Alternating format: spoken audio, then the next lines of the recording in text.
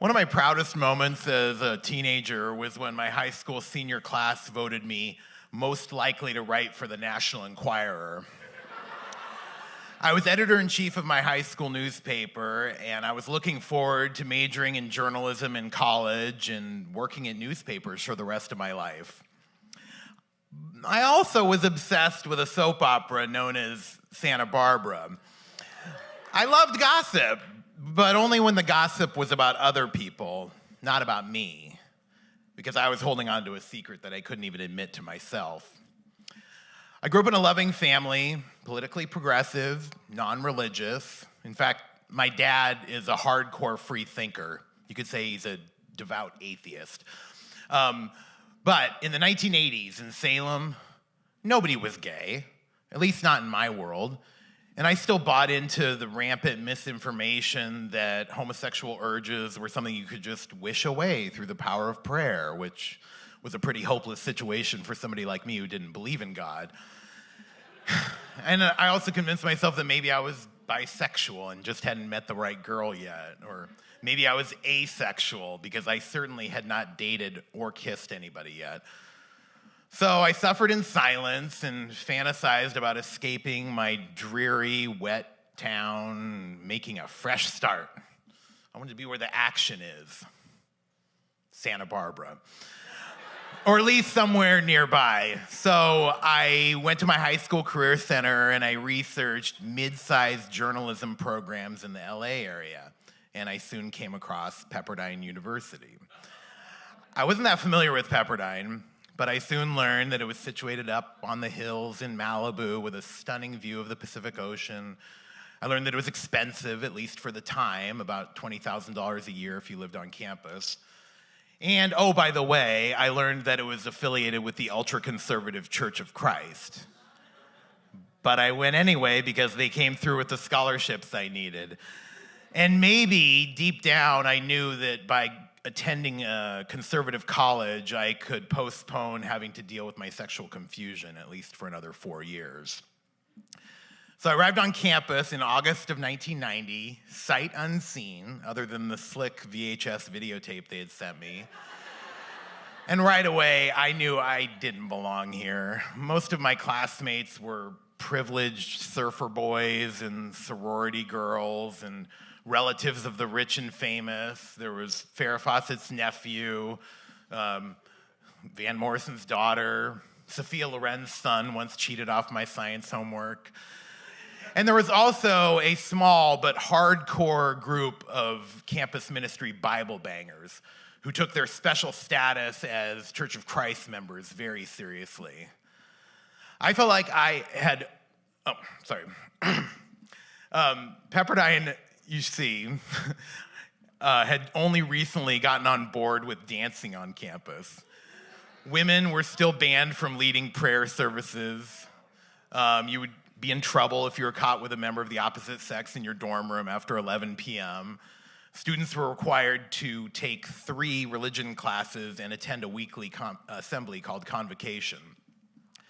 So I felt like I had studied way too hard to end up at a place where I didn't fit in. But at the same time, I was averse to change, so I stuck it out. And eventually, in my freshman year, I did find my tribe at the student newspaper, The Graphic. These were my people. Rabble-rousers who weren't afraid to expose the truth about a student caught drunk driving or a fraternity caught in a hazing scandal, even if it didn't win us a lot of fans among the administration or the student body. I spent most of my free time at the student newspaper, even at the expense of my own grades. I barely even made it to the beach because without a car, you were pretty much stranded on campus. But by my junior year, I had worked my way up to editor-in-chief, and one day I got a call from a student named Hira, who told me that she had a pretty big news story for me, but she could only speak on the condition of anonymity. She told me that she and a group of underground students were ready to make their presence known on campus. They wanted people to know that some students at Pepperdine University were gay. Now, at most colleges, this would be everyday news, right? But for Pepperdine in 1992, this was earth-shattering. And the way that they were going to let their presence be known was through a time-honored tradition at Pepperdine, which generously offered a free speech zone about the size of a boulder, known as the Rock. And the deal was, if you claimed the Rock in the middle of the night, painted your message on it, guarded it until sunlight, your message would get to be on display for the rest of the day. So they had painted 2 male symbols, 2 female symbols, an upside-down pink triangle, and the word out. And within a couple hours, it was covered up in gold paint. So a couple days later, they tried again. They painted the words, "You can't cover our pride." And again, within a couple hours, they were shocked to learn that some jerk had covered it up with paint. And when she spoke with me, Hira was defiant. She said, "We're not being militant, we're not being violent, we're just trying to make our presence known in a very passive way." And even though she couldn't share her name on the record for obvious reasons, she was the first admitted homosexual I had ever spoken to. And I remember feeling actually a little bit intimidated by her husky voice and by her bold directness, and actually a little resentful that she had figured out who she was while I was still hiding my true self. So,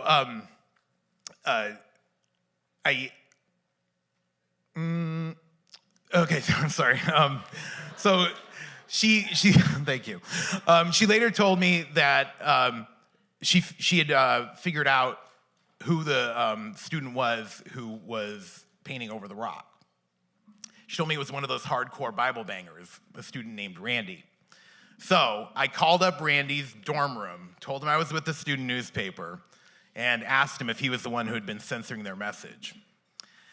And Randy was actually kind of snotty at first. He said, "That wasn't censorship. If they have the right to paint their symbols, I have the right to paint a gold nugget." And I was actually kind of surprised that he was owning up to what he had done. He continued, "No way should homosexuality be tolerated. It doesn't align with the mission of Christian values." And then he saved the best for last. He said, "And if they want to paint it again, I'll watch over them with my baseball bat." Whoa. Did he really just say that on the record? Yes, he did. And my heart was pounding. I wrapped up the interview quickly, and I wanted to get the story written quickly while it was still fresh in my mind. I actually wanted to not only make sure I got it right, but I had to make sure I got it right, because if I was going to be reporting on a subject as volatile as gay morality, at least on this campus, I didn't want anybody to think that I was taking sides. I wanted to draw no attention to myself because, you see, in 1992, as some of you may remember, was an election year. Gay rights were already a hot-button topic. Bill Clinton had proposed integrating gays in the military. The AIDS epidemic was still rampant. Even the concept of political correctness was being discussed widely for the first time. And back home in Oregon, voters were about to face a ballot measure that would have amended the Oregon Constitution to declare homosexuality as perverse. So I had internalized these messages as the norm. I thought that this is just the way it was. You know, these messages that we now recognize as extreme and hateful, I thought this is just going to be the future for the rest of my life. I knew that even if I came out, hardship was inevitable. And here I was confronted with the fact that somebody my own age, somebody who went to my own school, thought that it was okay to joke about beating up fags. And he said it with such hubris, like as if he was expecting high fives and back slaps from everybody for telling it like it is. But that wasn't the prevailing reaction. My story ran on the front page of the Graphic, October 1st, 1992. The headline, "Homosexual Students Paint Rock." Pepperdine. And around this time, Pepperdine had expanded its free speech zone beyond just the rock to include the Freedom Wall, which was like a bulletin board where students were encouraged to engage in lively political debate, sort of like a primitive version of a chat room. And after my story broke, the Freedom Wall blew up. It was covered in messages debating what Randy had said, Some students were citing biblical passages to justify his violent language, but there were just as many students, if not more, who were horrified at what he had said. And in fact, the debate got so heated that at one point somebody crossed out the word freedom and rechristened it the hatred wall. Letters started pouring into the student newspaper. We had to expand the opinion section to make room for all of them. So then this is when the rumors started. So Randy decided to start spreading rumors questioning my journalistic integrity. I may have been voted most likely to write for the National Enquirer, but I took my ethics seriously. And so he spread rumors that eventually got back to me that I never told him I was with the student newspaper, or I promised him our conversation would be off the record, or I somehow just misunderstood him, and that he actually said I'd watch over them even if they had a baseball bat. So my worst fears were coming true. The story was becoming about me, and he was actually trying to make it out like I was just some liberal reporter who was out to get him. And of course I had to wonder, did he know I was gay? Was it that obvious? And eventually the truth did win out. People finally realized he was full of shit. He became a campus pariah, and he ended up transferring to an even more conservative Church of Christ school out in Arkansas. So in a way, my reporting resulted in one less bully at my college. I have not gone back to Malibu much since I left in 1994. I've carried around a lot of resentment that I might not have waited until I was 27 years old to come out of the closet had I gone to a college that was more open-minded. And so last year, when Pepperdine had a reunion to celebrate the 80th anniversary of their journalism programs, I had no interest in going. But some friends who I hadn't seen in a long time convinced me to go because they were honoring a classmate of ours who's now a well-respected reporter on CNN. And while I was looking forward to catching up with them, I was dreading going back on campus. When I arrived in Malibu, it was a gorgeous fall day, the kind of weather that reminded me of why I was drawn to Southern California. And the journalism program was now housed in this slick, high-tech building, nothing like the mobile home trailer where we did our cut and paste stuff before the internet. And I was immediately struck by the opening remarks by a young professor. She was talking about how the student newspaper was trying to evolve with the times. She said, our students are reporting on environmental issues, racial justice, LGBT issues. Whoa, did she really just say that? Like, where the hell am I? And later I learned that the gay student club had finally been recognized by the administration after years of rejection. My old journalism professor came up and gave me a warm hug and immediately asked about my partner. My friend who was being honored even mentioned gay rights in his speech. And later I got to go inside the building and look through the archives, and I came across those articles from about The Rock, and it happened to be 25 years later, almost to the day. And in looking through those articles, I just remembered how cynical and defeated and isolated I felt as a student. I couldn't even envision a future for myself as an out gay man because I had no examples to look to. I couldn't envision a future where gay people were treated equally because I didn't understand the collective power that we harness when we all unite as a community.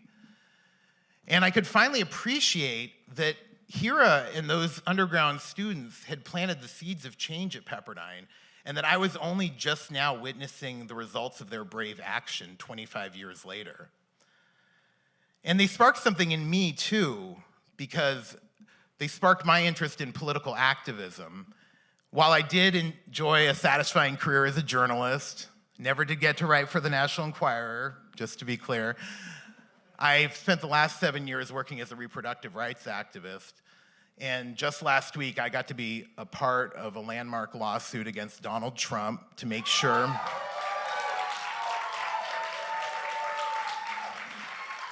that sex ed here in Multnomah County remains LGBT inclusive.